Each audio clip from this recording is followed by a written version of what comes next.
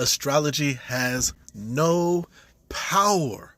I feel like you all put too much focus on what your sign is and what your rising sign is, what your moon sign is. Let alone you aren't even looking into what your Mercury sign is, how you communicate, what degrees are these things in, what house are they in, who's ruling that house. Is it in a friend's house? Is it in a foe's house? Does it feel comfortable? Like, not only are you not even looking at all of the aspects to your zodiac, but you're giving it way too much power. Astrology has no power except for the power that you give it. See, there is no universal law of astrology, universal law of the zodiac, universal law of the stars and the moon.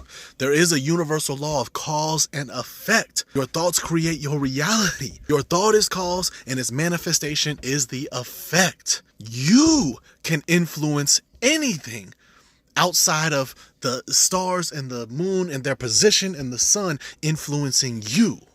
Just like you can move into a room and you can either allow that environment and the energy within it to affect you, or you can move into it with enough willpower to where your presence has an effect and imprint on the environment that you walk into. Same is true with the zodiac. The stars and things, those are just an influence. That's why they're called signs. That's why in the Bible it talks about it, but it says, do not take it as truth, for they are signs. It's not absolute. Your zodiac is not absolute. The astrology is not absolute. They have an influence, a sway. And if you are a weak-willed individual, then yeah, that's exactly how it's going to play out. But if you have a strong enough willpower, you can overcome anything within your zodiac, within your astrology. What are you using with your mind? What thoughts are you having within your mind? What beliefs do you hold within your mind? A belief is just a thought that you continue to think. So what pathways and programs do you have going on within your mind?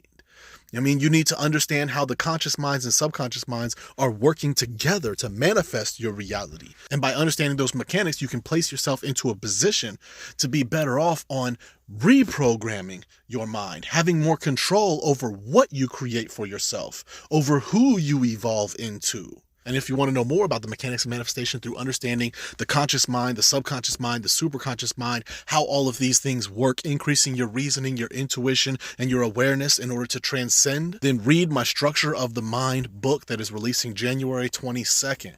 Or watch all of my videos and you'll get plenty of insight. But do not let something outside of yourself have some absolute control over what you create for yourself. Because if you believe that astrology has that power over you, if you believe that those placements are automatic and permanent upon how you interact and move throughout life, then it'll be true. If that's what you believe, then it'll be true. Just like the superstitious person, the level of their belief, they believe it so much that, yes, superstition is very real for them. But it's not the superstition that holds any power. It is their thoughts, because thought is cause. Be mindful of what you are thinking, the thoughts throughout the day, and know that you have the power to transform those thoughts into the thoughts that you do want to have. That way you have more control over experiencing the things that you do want to experience and becoming the person that you do want to become. But just don't ever forget